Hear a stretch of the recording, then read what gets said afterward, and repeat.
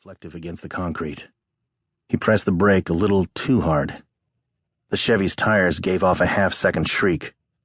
Gone in an instant, but enough to momentarily mortify him. "Shit," he whispered, shooting a look at his side-view mirror. The kids had paused in their antics, staring at the pickup that had come to a dead stop in the middle of their street. Suddenly he realized just how out of place he was.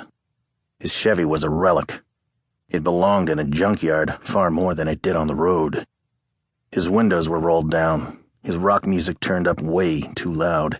He jammed the volume knob against the stereo console, the music replaced by the kids' laughter and the occasional bark of that smash-faced dog.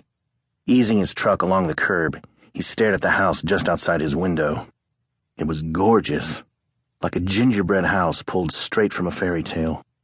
This one had a white picket fence as well, rose bushes bursting with bright red blooms, matching hydrangeas, heavy with blossoms, dangled from pots that hung beneath the eaves of the porch. A wind chime shivered in the breeze, small rounds of Capiz shell sparkling in the sun. A hammock stretched across the right side of the patio. Andrew exhaled a slow breath and reached for the door handle, stopping short when his attention paused on the house next door.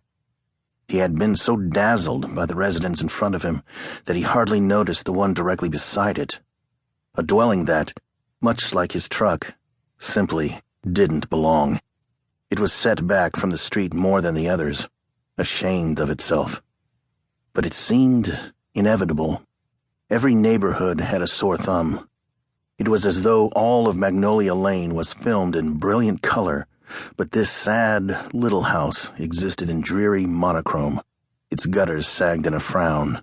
The screen door hung at an awkward angle, like a waterlogged Band-Aid trying to hang on with all its might.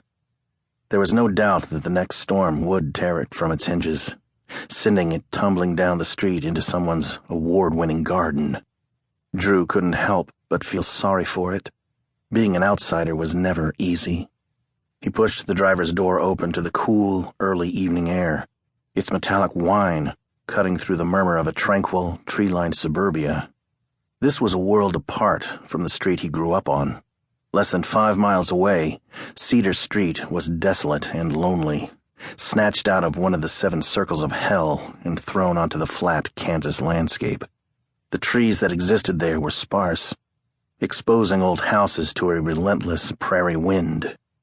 The ones that had survived the storms were husks of what they had once been, stripped of their branches, left dead in the ground by tornadoes that had done their damnedest to wipe that street off the map.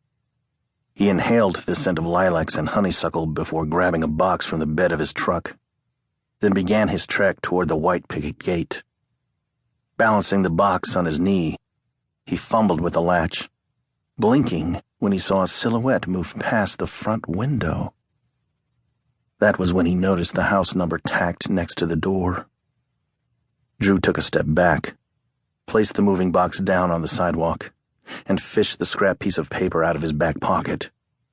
The number 668 didn't look right. And that's what the door of the fairy tale house declared. He nearly laughed when he realized it, his stomach turning behind the faded cotton of his Nirvana t-shirt. This wasn't Mickey Fitch's house.